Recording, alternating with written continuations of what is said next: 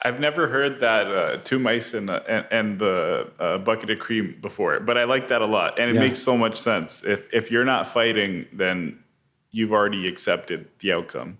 So I very much appreciate that experience, Cher.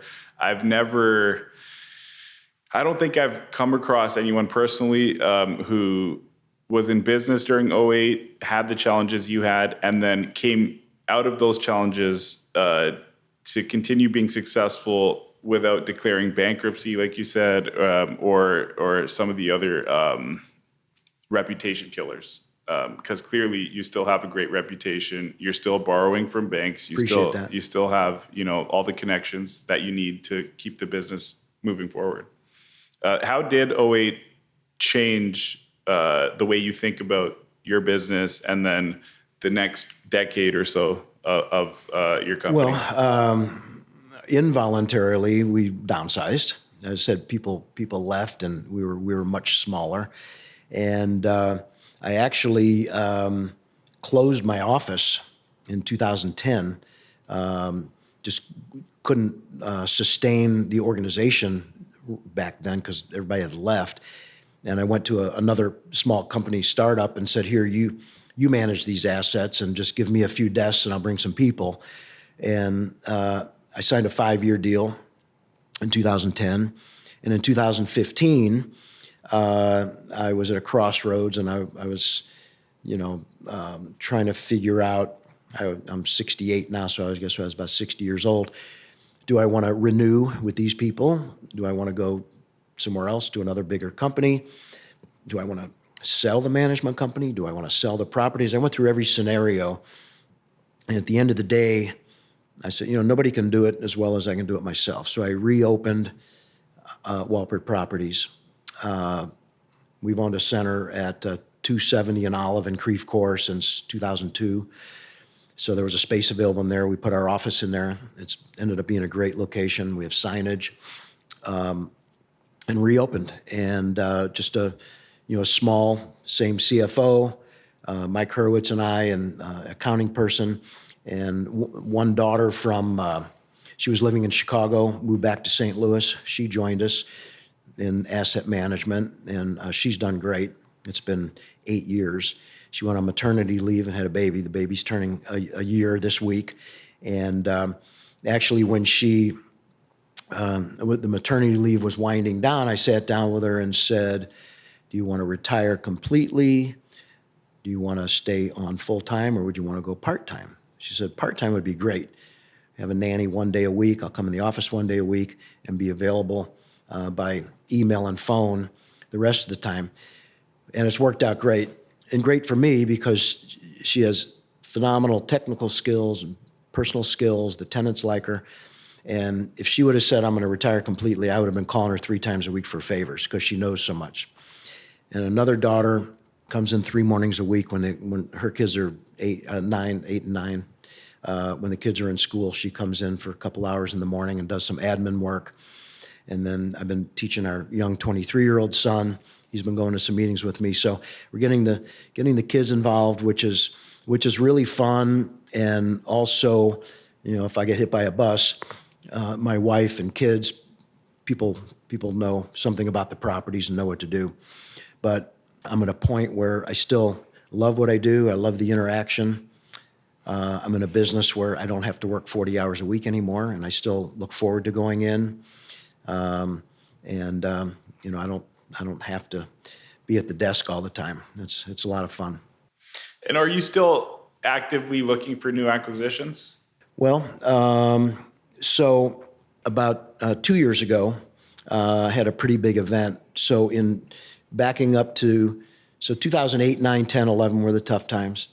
2012, the capital markets had progressed enough where I was able to wrap 13 shopping centers into one loan. And I was able to buy out some partners.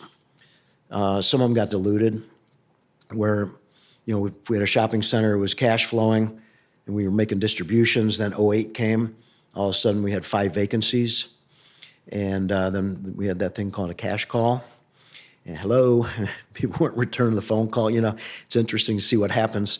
So some people decided not to put cash in and got diluted. Well, those were pretty tough times for me. I was putting money in, but got through it, got it leased up, and now a couple of those deals I own 100% of by virtue of dilution, and now there's good times. But back to 2012, I was able to get a CMBS loan, which is an institutional loan, commercial mortgage-backed securities, where we wrapped 13 shopping centers all together that I owned 100% of without partners, and was able to get it was a 10-year fixed loan, which it was a big day. Got away from 10 or 11 banks, fixed the rate for 10 years, and it was non-recourse, no personal signatures. So that was great. The challenge is they lock it up and throw away the key for 10 years, so you can't sell, refinance. Had some big tenant finishes. One of them was 7 figures, couldn't go back to the till. So it was challenging, but got through it. And toward the end, the market had improved, and I was doing the countdown. You know, I got 3 years ago, 2.5 years ago, I wanted to get out of that loan. So those were the older B and C grade neighborhood centers where the areas didn't get better, but I worked very hard and kept them leased and created value. I stayed in the weeds. Every single tenant was in my cell phone on a first name basis. If they didn't pay the rent by the 10th or 15th, I was calling them along with my asset manager. So I stayed involved in these properties. So 2022, the loan was finally up.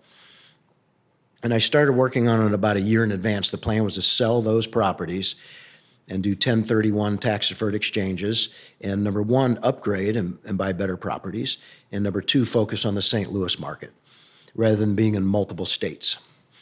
So I started working on it about a year in advance. And I started leveraging my 40-year reputation and relationships and calling people and say, hey, I'm going to have some trade money. I'm interested in your shopping center, but I can't close till August of 22.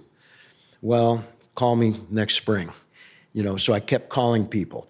Same thing on the sell side. I had buyers for these things. Some of them were tenants. I promise I'm going to sell it to you, but I can't close till next August. So it was a symphony of all of these moving parts of selling 11 shopping centers and buying, I think, 7. Some of them were larger deals. On a 1031, you could sell 3 and buy 1 or other way around, any combination. It was a big job. I had piles of papers and files all over my desk, my credenza to the floor. I was driving the attorneys and the title companies crazy. There was a lot of transactions, a lot of tenants, a lot of estoppel certificates, a lot of different loans. But we did it. And we got rid of the B and C grade centers in those areas with a lot of mom and pop tenants. So the mom and pop tenant, there's nothing wrong with that. That's the backbone of the United States of people starting small businesses. But I would take the leasing calls and they'd say, I'm thinking of opening a business. Well, today the properties that we've traded into, our tenants are Taco Bell, Mattress Firm, Honey Baked Ham, Buffalo's Wild Wings, UPS, Ferguson Plumbing, credit.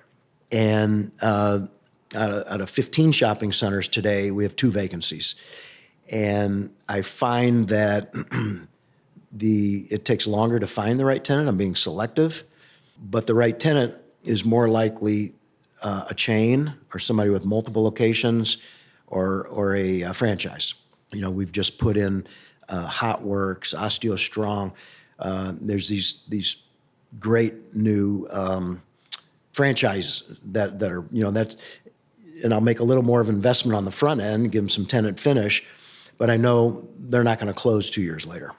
So our retention's very, very high. So the credit tenants, so the management today is much different. We don't have delinquencies. We're not calling individual people saying, where's the rent? So it's completely different.